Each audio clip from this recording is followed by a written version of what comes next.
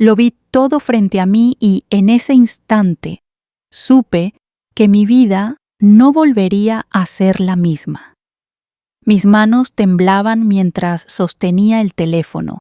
La pantalla iluminaba la habitación oscura y ese mensaje no dejaba lugar a dudas. No era una sospecha, no era una intuición, era la verdad, cruda, silenciosa, mirándome directo a los ojos. Sentí cómo el aire se me escapaba del pecho.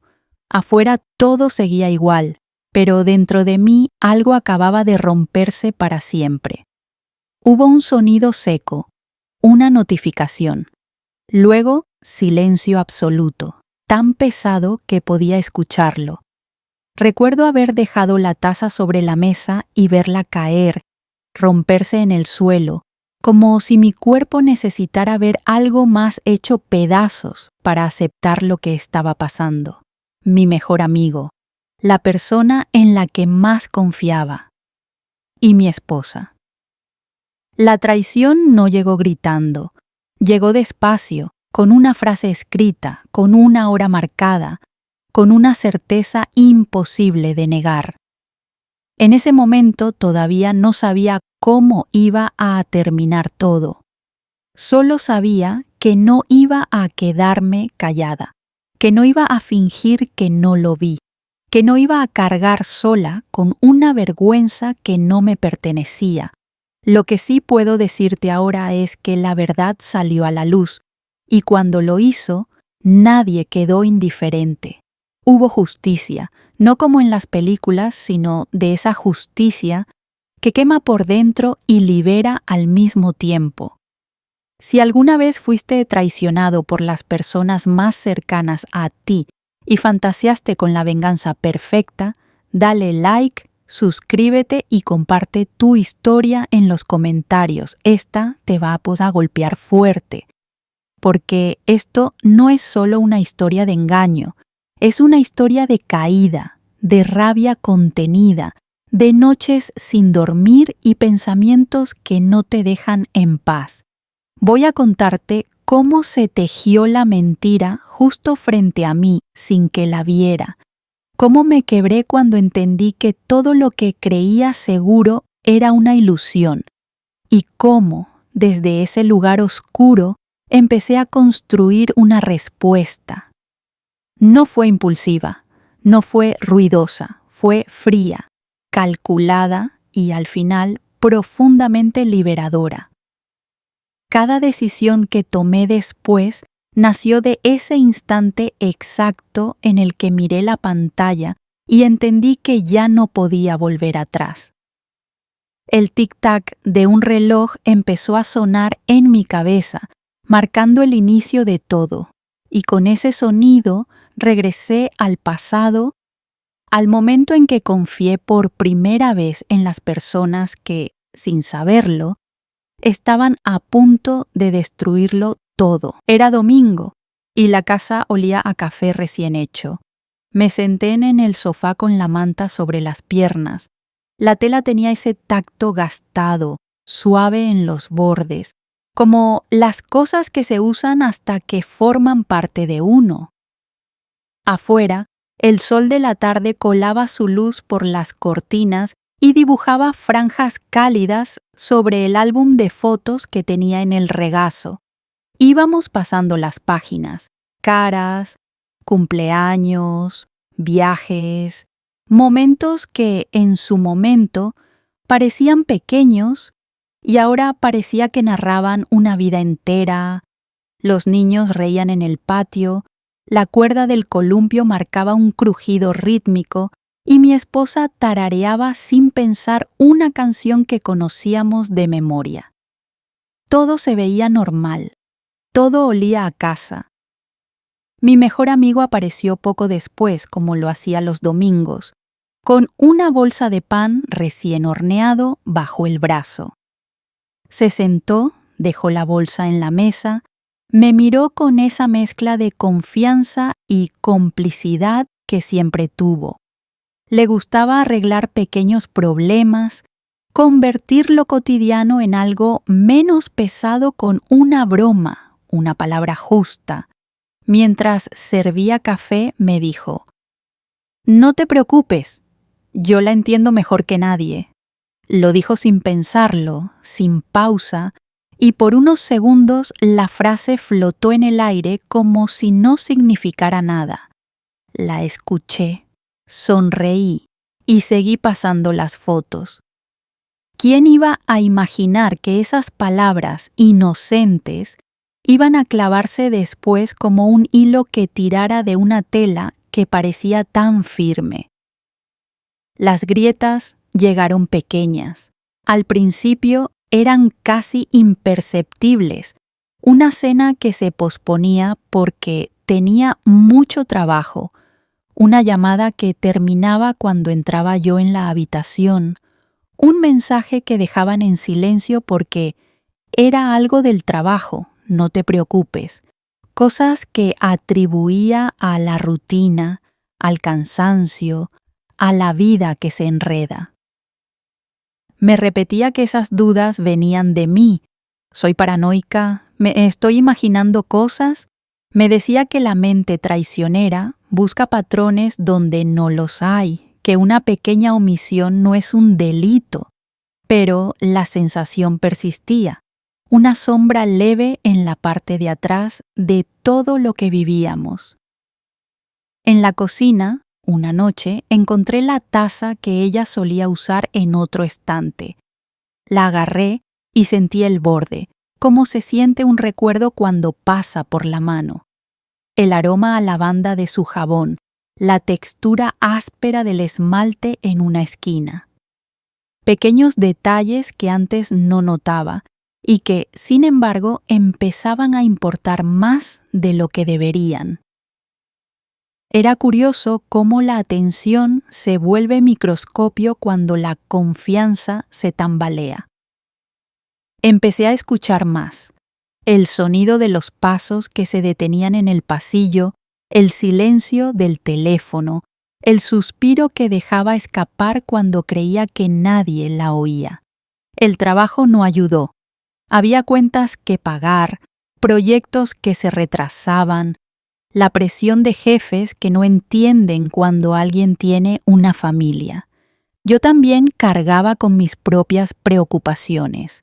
La reducción de horas un mes, la factura de la reparación del coche, la sensación de que cada decisión tenía un precio.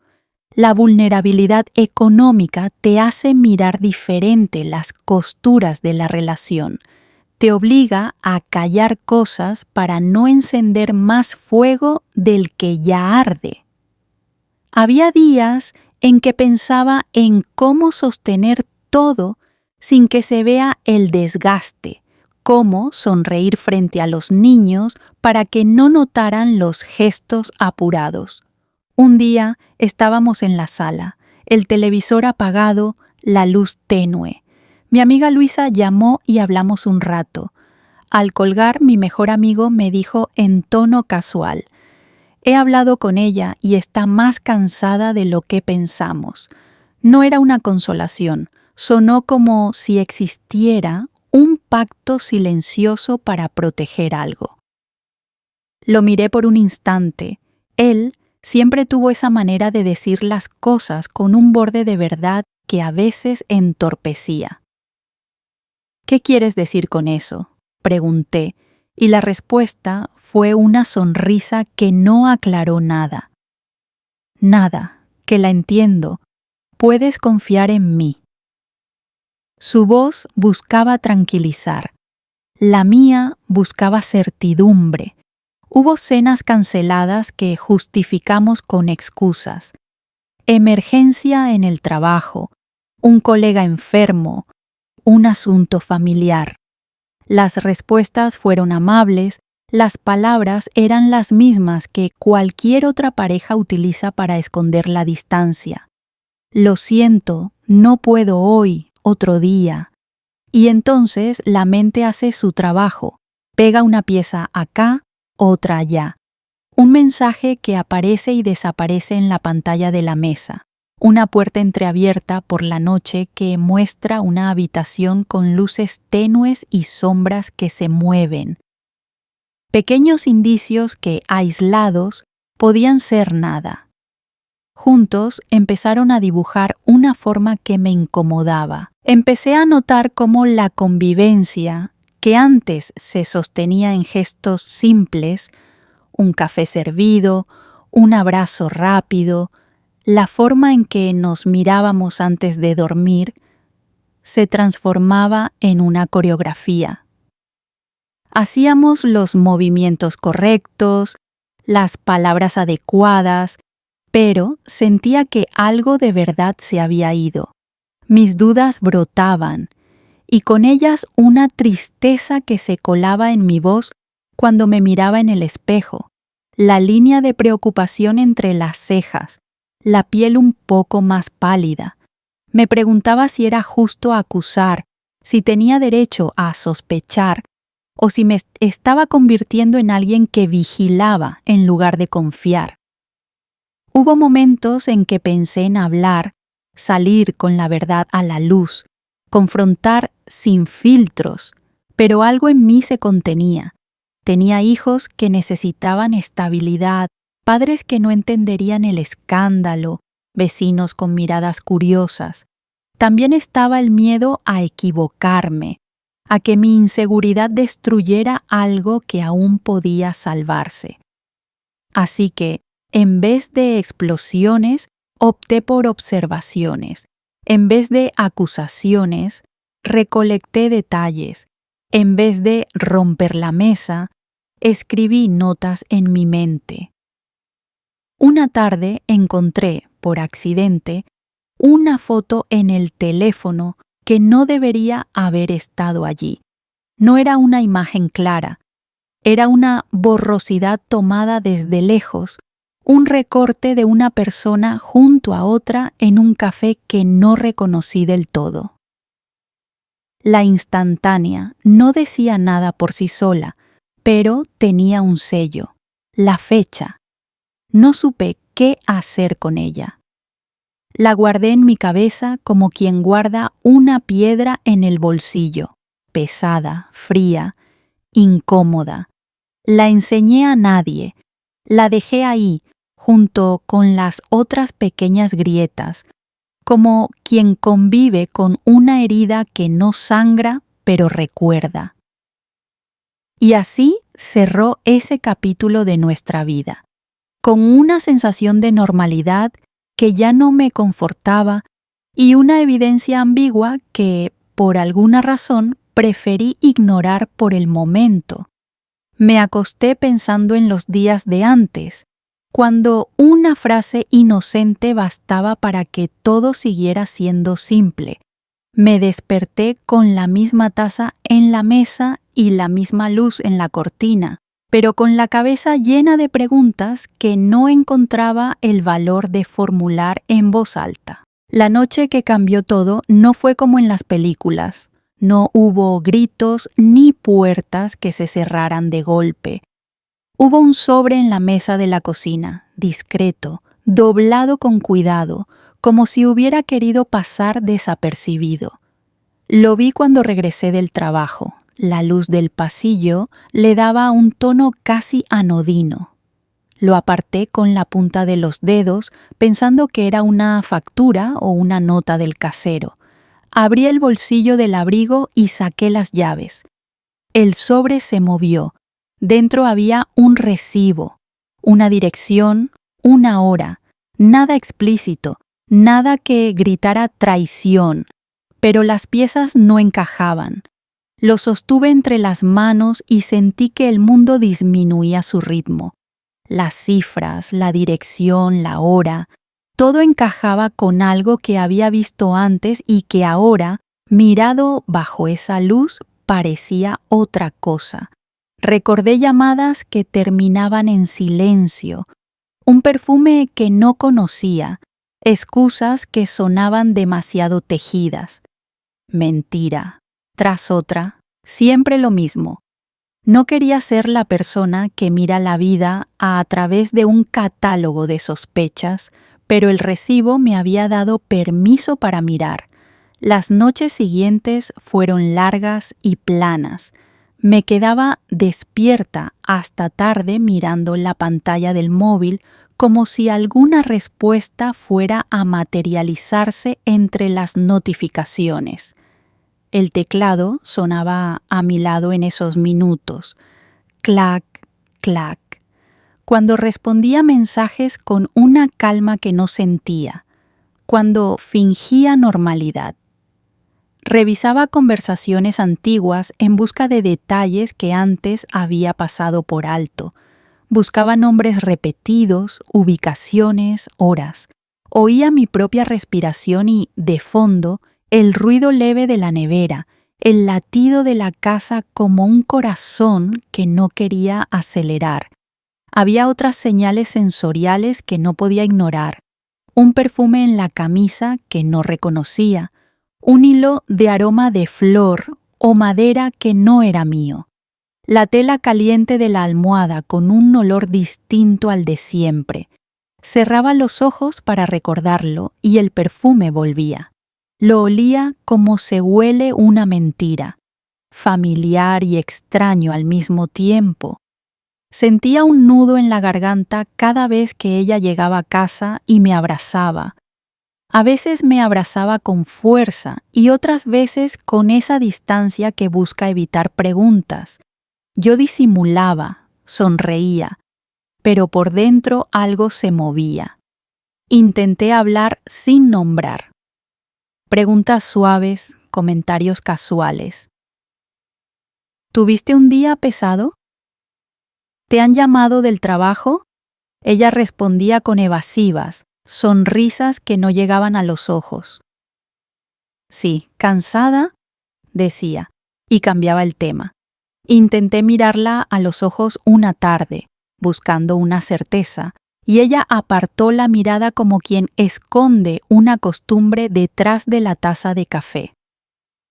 El amigo, por su parte, se mostró preocupado, demasiado preocupado, llamadas a horas raras, mensajes urgentes.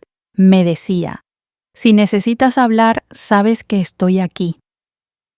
Lo escuchaba y creía en su voz, pero había algo en la insistencia, en la manera en que aseguraba lealtades, que empezó a sonar como una promesa que debía sostener. Hablé con una amiga, con Luisa, que siempre tiene la palabra justa.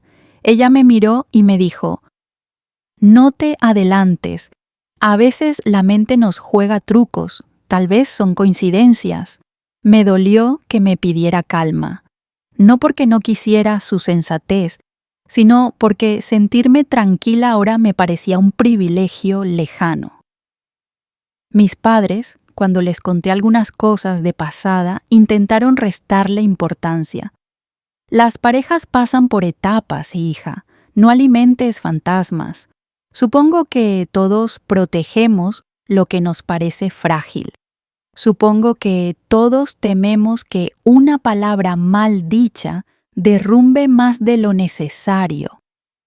La duda me comía. Por dentro había una mezcla ácida de ira y pena. Ira por la traición que imaginaba. Pena por la familia que podía caer si yo actuaba sin certezas. Hubo días en que me sorprendí gritando en el coche, con las manos apretadas al volante, deseando que alguien me dijera qué hacer. Hubo otros en que me senté en la cama y lloré en silencio, pensando en los niños, en su nombre, en lo que merecían. No quería que pagaran por errores de adultos.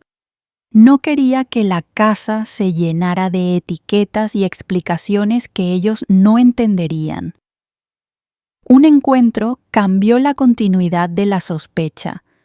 Una tarde salí a buscar unas cosas y al volver pasé por la plaza del barrio. Allí los vi. No era que se escondieran. Estaban sentados en una banca, con el sol bajando detrás, hablando como podrían hablar dos amigos. Pero la manera en que se miraron me dejó sin aliento, una mirada demasiado larga, una sonrisa que llevaba una promesa. Ella bajó la cabeza y luego alzó la mano como quien recoge algo que dejó caer. Él, sin embargo, dijo algo y su mano tocó la suya. No fue un gesto vulgar, fue un lenguaje de complicidad. Me detuve. El tiempo se hizo esblo, vi cada gesto en cámara lenta en mi cabeza, la curva de sus labios, la inclinación de su cuerpo, la forma en que sus dedos no se separaron del todo. Fue suficiente. No dije nada. No me acerqué. No quería caer en una escena pública que pudiera desmoronar a los niños. Quise gritar, correr, dejar la banca en pedazos. En su lugar me senté en el coche y apreté el asiento con las uñas. Respiré hondo hasta que el mundo volvió a su velocidad normal, aunque yo no. Al llegar a casa, fingí normalidad. Puse la cena. Reí con un comentario que parecía trivial. Ellos no tuvieron la menor idea de mi visita. Esa noche, sin embargo, no cerré los ojos en paz. El punto de quiebre no llegó con una confesión. Llegó con la certeza de que mi observación no era paranoia, con la claridad de que la suma de detalles construía una verdad, con la sensación de que, si abría la boca en ese instante, iba a romper más de lo que podría recomponer. Me sentí como quien sostiene en la mano una pieza de cristal. El impulso es lanzarla, pero sabes que el choque será irreversible. Decidí entonces no incendiar nada en caliente. No quería que la venganza o la ira dictaran mis actos.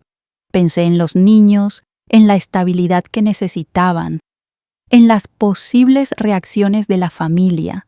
Decidí planear, con calma, con paciencia, recoger pruebas sin exponernos, ordenar los hechos, pensar en consecuencias. No por cobardía, sino por estrategia. La rabia me guiaba, sí, pero la razón marcaba el paso. Esa noche, antes de dormir, dejé que la mente trabajara. En vez de confrontar, iba a documentar. En vez de romper, iba a construir un caso propio. No sabía aún cómo sería la caída de esa mentira.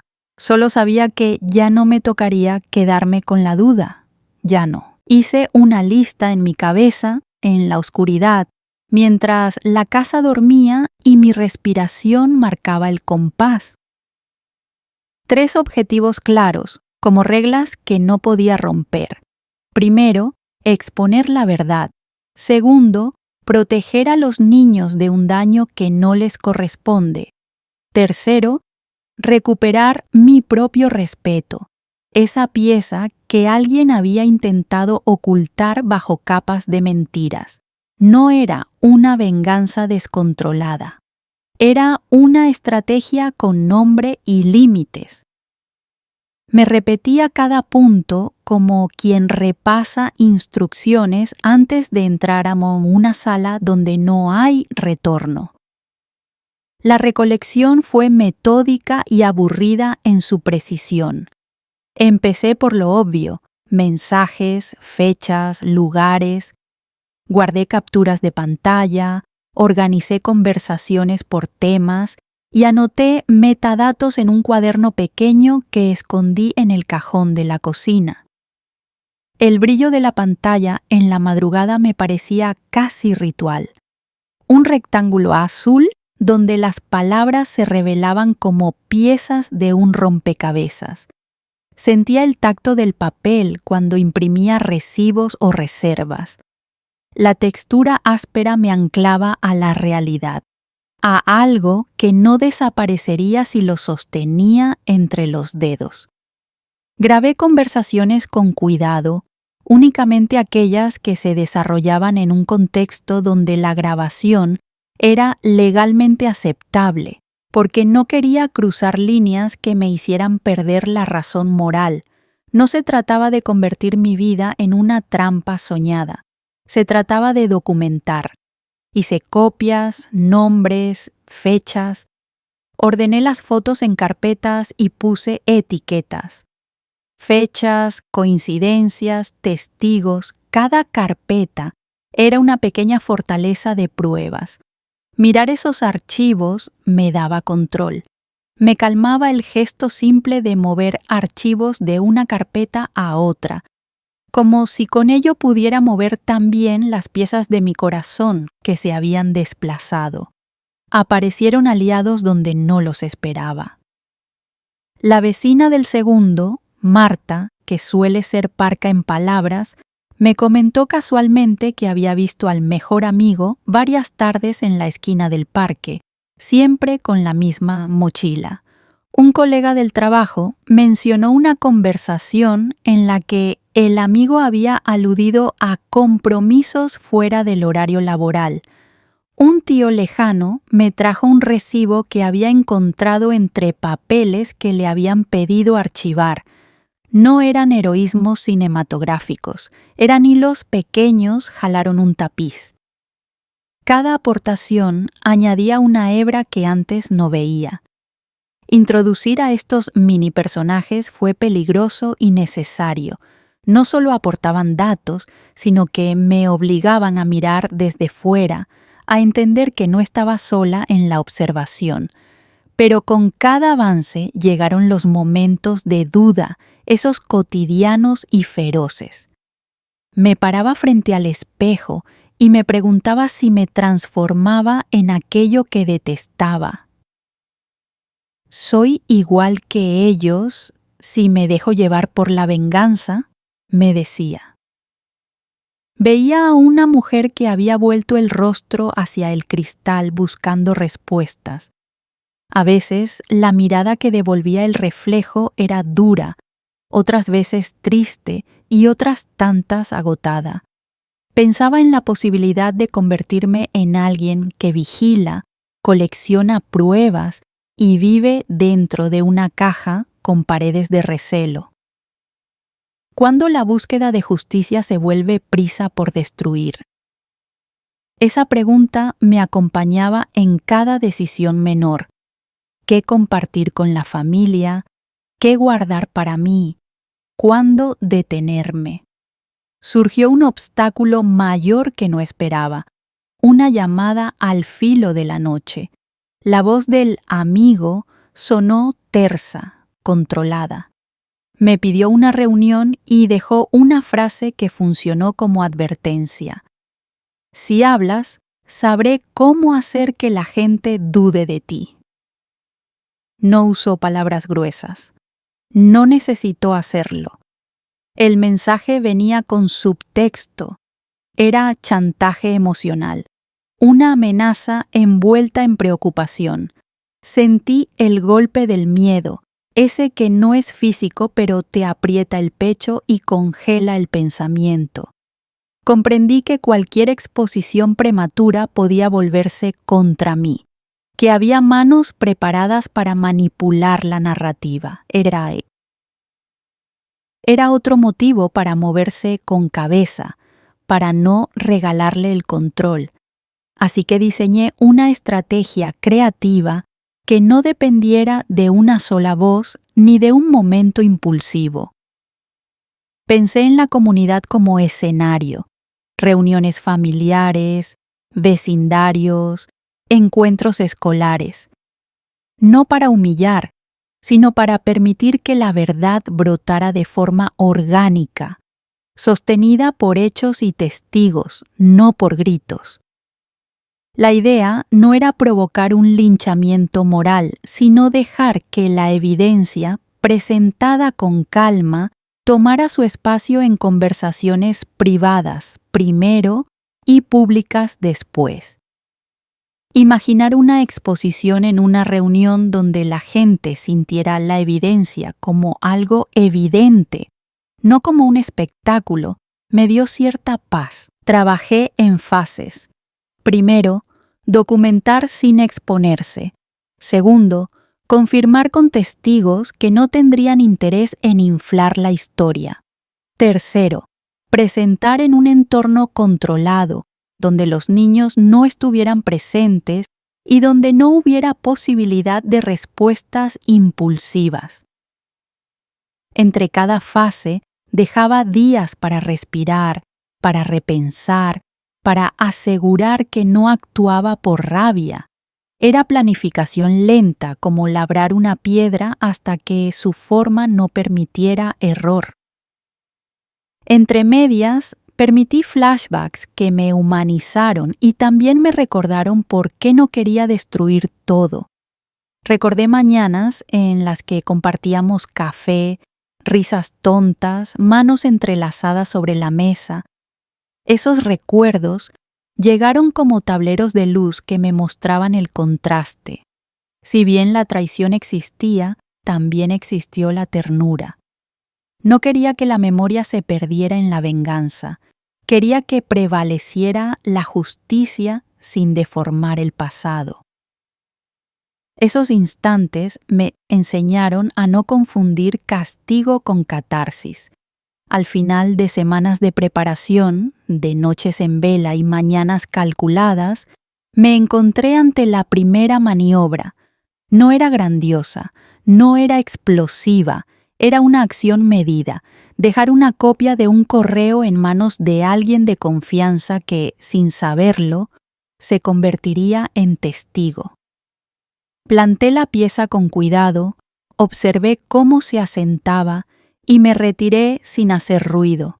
Sentí una mezcla de alivio y temor, como quien lanza una piedra a un estanque y espera ver si las ondas alcanzan la orilla. Había puesto la primera pieza en marcha. La noche antes de la reunión repasé la lista por última vez en silencio. 3 veces.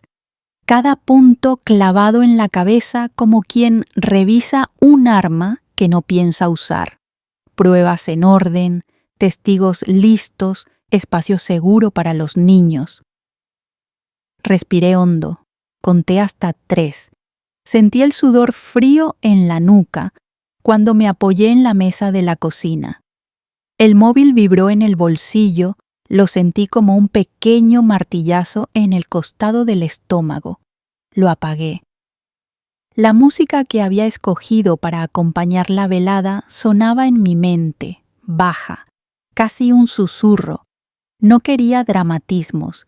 Quería que todo se desarrollara con la calma de un tribunal que no necesita alaridos para imponer su veredicto. Armé la escena con cuidado.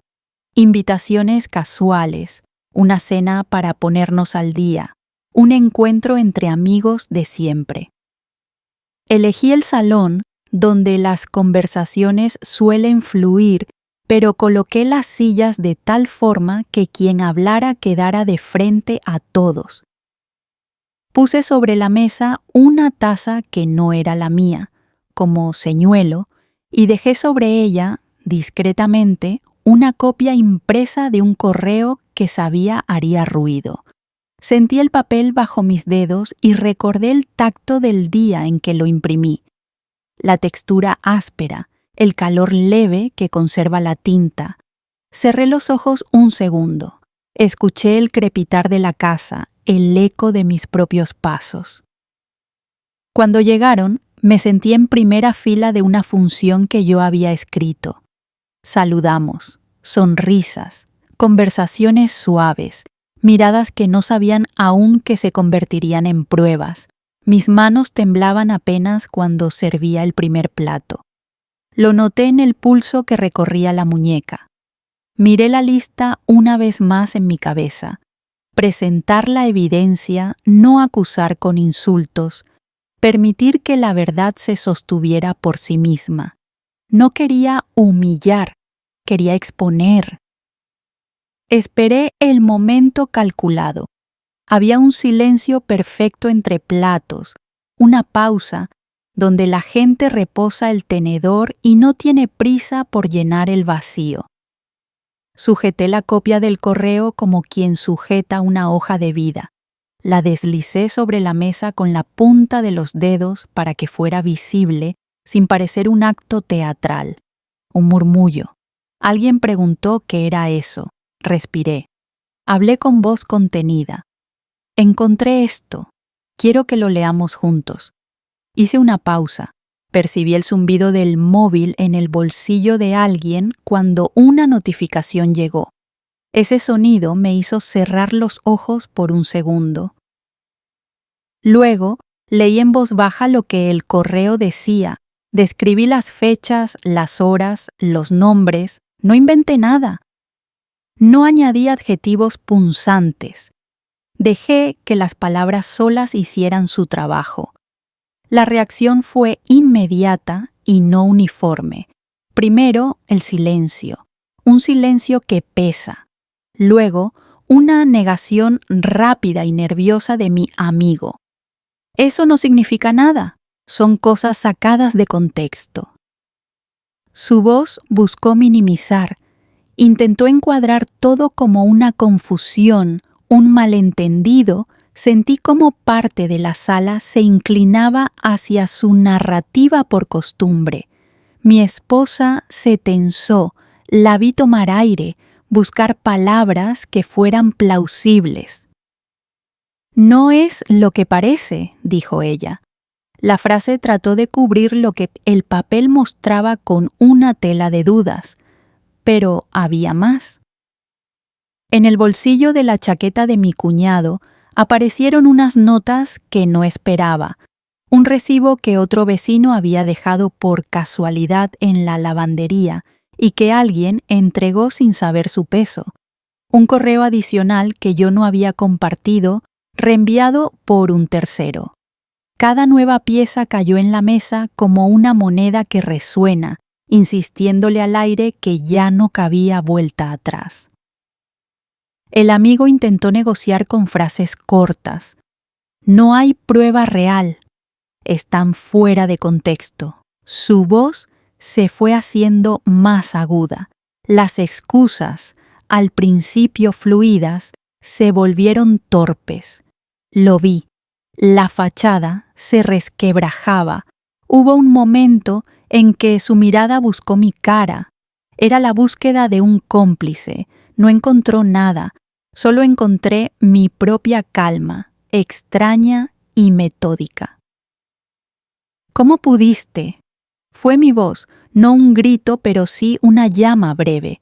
Él se quedó sin respuesta. Mi esposa balbuceó defensas que olían a miedo.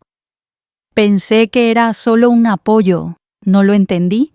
Palabras que intentaban coser una historia más suave. Pero las preguntas que flotaban en la mesa ya no eran sobre intención, eran sobre hechos. Cuando la tensión subió, llegaron los obstáculos. El móvil de uno de los presentes sonó con una llamada y, en ese preciso instante, un aliado que había prometido testimonio afuera del salón se puso nervioso y se excusó. Leí la preocupación en su rostro y la incertidumbre me golpeó. La estrategia podría desmoronarse por una ausencia. Respiré. No puedo controlar cada miedo ajeno, me dije. Mantén la calma. Entonces, como si las piezas supieran su papel, otra persona que había visto indicios compartió una conversación que guardaba en su correo. Un testigo inesperado confirmó un detalle que yo había subrayado. Fue un giro inteligente que no planeé, pero que aprovechamos. La verdad a veces encuentra su camino con ayuda de quienes creen en ella. El diálogo se volvió directo, afilado. Frases cortas cortaron la habitación. ¿Cómo pudiste? Pensé que éramos familia. Esto no es un juego. Los rostros se transformaron. Algunos evitaron mirar, otros buscaron refugio en la incredulidad.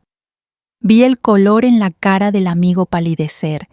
Vi su intento de recomponer una versión que ya no se sostenía. Su caída no fue estruendosa, fue un desmoronamiento íntimo, excusas que se desgastan, manos que buscan apoyo y no lo encuentran. La narrativa social que lo sostuvo empezó a tambalear. Gente que antes tomaba su palabra dudó. Comentarios que antes pasaban inadvertidos empezaron a convertirse en indicios. Al final de la noche, parte de la verdad ya había quedado afuera, desplegada en voz alta y con soportes. No todo se había resuelto. No pretendía que así fuera. Había ganado terreno. Había arrancado el velo que cubría lo que pasaba. Sentí alivio. Un alivio frío, no festivo. No hubo celebraciones. Solo el peso de lo que había hecho, exponer a personas que alguna vez fueron cercanas, mostrar fallas que dolían a otros. Me senté, apoyé la cara en la palma de la mano y noté el temblor de los dedos. Algo había cambiado en la sala, algo había comenzado a ceder. Sabía que ese era solo el primer round. La mayor batalla aún esperaba. Las consecuencias, las decisiones que vendrían después, las conversaciones que tendrían que sostenerse lejos de miradas. Me levanté, miré a los niños que jugaban en la otra habitación, ajenos al terremoto, y por un instante entendí para quién había actuado. No quería humillar, quería verdad. Y esa noche, con las pruebas sobre la mesa y las miradas alteradas, la verdad había empezado a abrirse paso. La verdad, cuando finalmente se desató, lo hizo como un rumor que no puede ser callado.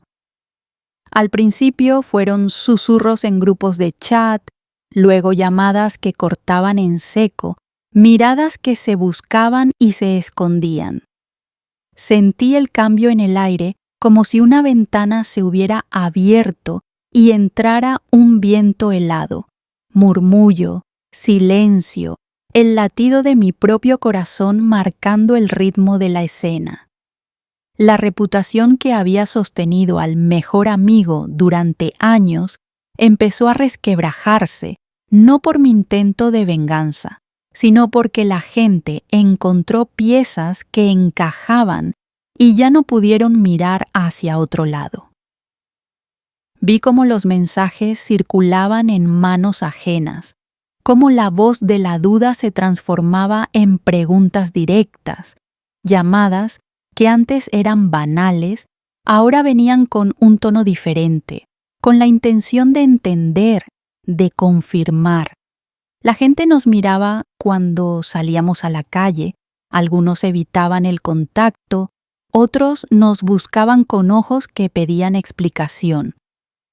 Es curioso cómo las redes sociales, los grupos de padres, el vecino que siempre tenía una opinión, se convierten en jueces silenciosos. Un murmullo detrás de otro fue construyendo una pared alrededor de ellos. Y en esa pared vi cómo su coraza se hacía polvo. El momento en que lo comprendió, cuando vio la suma de cosas que no se podían negar, sucedió en cámara lenta en mi memoria. Todo alrededor pareció desacelerarse, la luz del salón suavizándose como una acuarela, las voces transformándose en un eco distante, y su cara concentrada en un instante que tenía la densidad de una piedra. Se quedó sin palabras, su rostro se derrumbó. No hubo gritos, no hubo gestos grandilocuentes, solo una caída íntima, una retirada de esa máscara que tantas veces había usado para mirarse en los demás sin mirar hacia adentro. Fue una imagen que no quería grabar en mi cabeza, y aún así no podía apartarla. La vulnerabilidad humana, en su peor o mejor expresión, apareció sin adornos. No celebré su caída, celebré mi paz. Esa frase se convirtió en mi defensa moral cada vez que sentía que la sangre del disgusto podía transformarse en regocijo. No me regodeé en su vergüenza, no me senté a aplaudir su derrota. Lo que sentí fue alivio, una sensación cálida y extraña como el primer sorbo de una bebida caliente después de un día frío. No era alegría por el daño ajeno, sino por la liberación de una carga que había llevado sin tener la culpa. Había pagado ya el precio del desgaste nocturno, de las dudas, de las conversaciones en voz baja con amigas. Ahora, por primera vez en meses, pude respirar sin que la sospecha apretara el pecho. Las consecuencias no fueron uniformes ni limpias.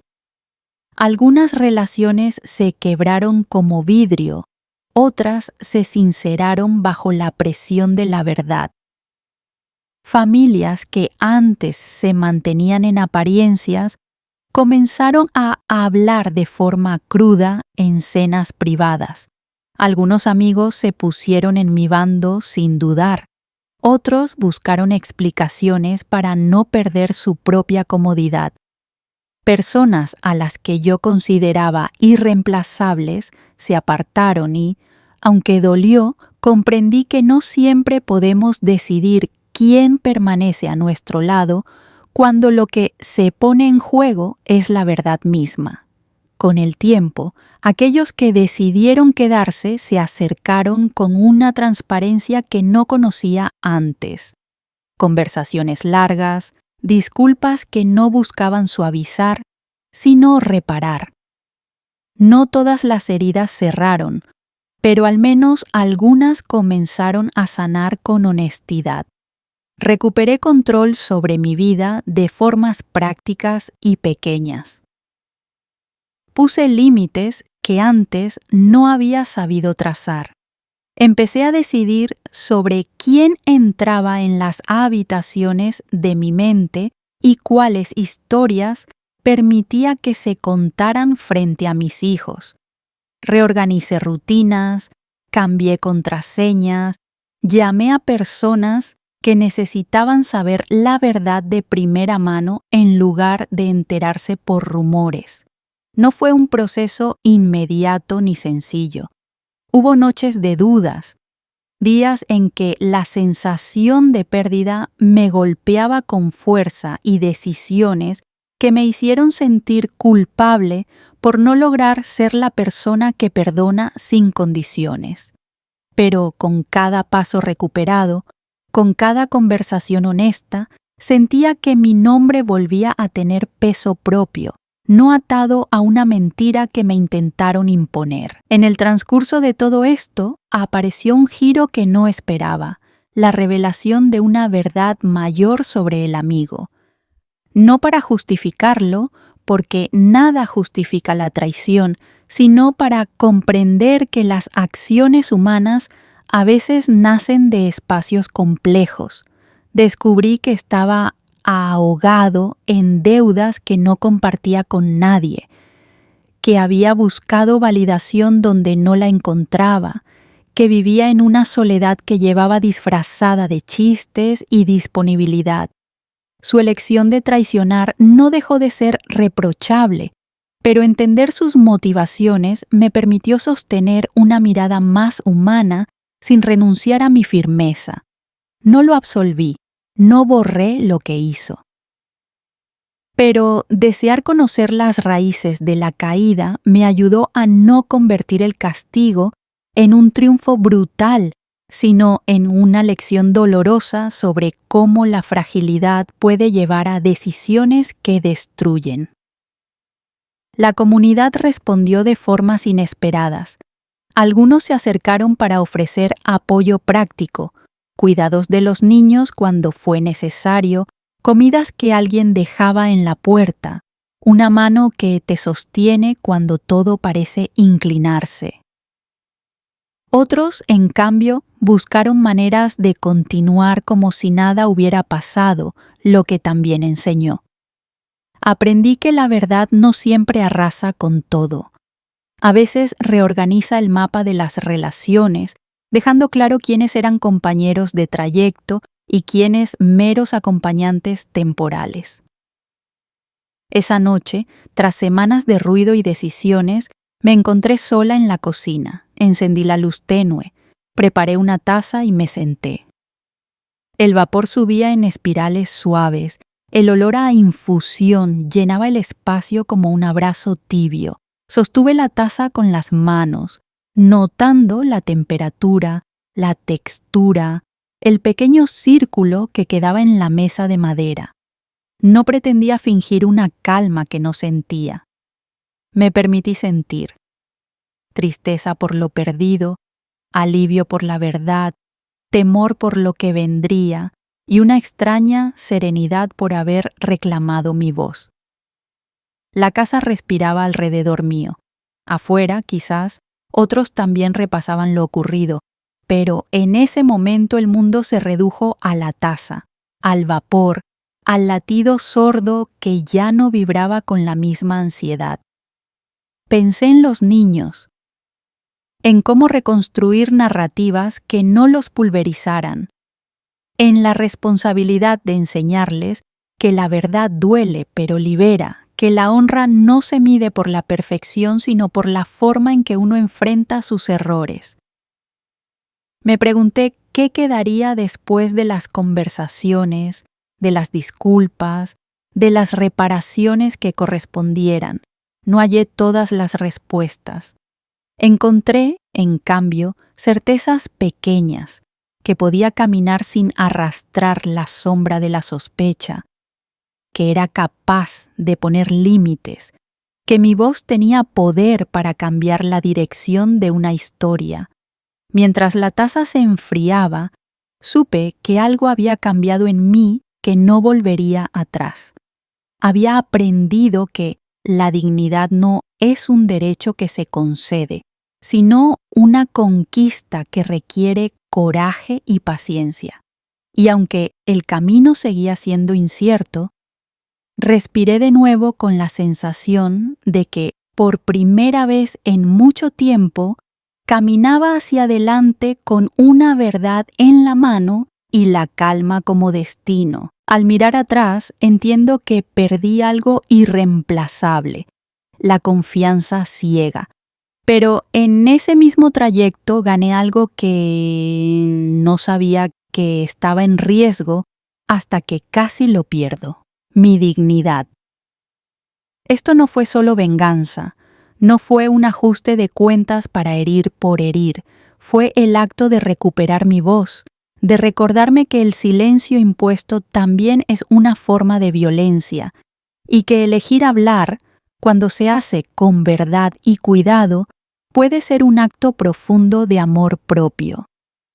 Aprendí que los límites no se negocian cuando están en juego la familia y el respeto, que proteger a quienes amas no siempre significa cubrir errores ajenos, sino crear un espacio donde la verdad no sea castigada. La justicia personal, cuando nace de la rabia, puede destruir; cuando nace de la prudencia, puede ordenar el caos. No todo merece ser gritado, pero tampoco todo debe ser callado. Encontrar ese equilibrio fue mi mayor lección. Si estás atravesando algo parecido, guarda pruebas, no por obsesión, sino por claridad. Busca apoyo, incluso cuando te cueste pedirlo. Nadie debería cargar solo con una traición. Prioriza tu seguridad emocional y legal antes de cualquier impulso. Las decisiones tomadas en frío suelen proteger mejor que las palabras dichas en caliente. Y recuerda, no tienes que convencer a todos. Basta con ser honesto contigo y con quienes importan de verdad. El karma no siempre llega como castigo inmediato, ni con estruendo. A veces se manifiesta como una cadena de consecuencias naturales, como miradas que cambian, puertas que se cierran, verdades que ya no pueden esconderse. Y, del otro lado, llega la calma. Esa calma que no depende de la aprobación ajena, sino de saber que hiciste lo correcto incluso cuando dolía. Si esta saga de venganza te dio esa descarga de justicia, aplasta el like, Suscríbete para más historias épicas y comparte tu historia de venganza en los comentarios. Haz clic en el siguiente video para ver otro más. Ahora me quedo aquí un momento más mirando por la ventana. La lluvia cae y limpia la pared de enfrente, arrastrando el polvo, dejando un rastro más claro detrás. Respiro hondo. Siento cómo el aire entra y sale con una calma nueva. La música baja, casi desaparece. Y en ese silencio entiendo que renacer no siempre es empezar de cero, sino aprender a confiar de nuevo, con cuidado, con respeto y con la certeza de que mi voz ya no se apaga. Gracias por escuchar. Cuida a quienes eliges confiar.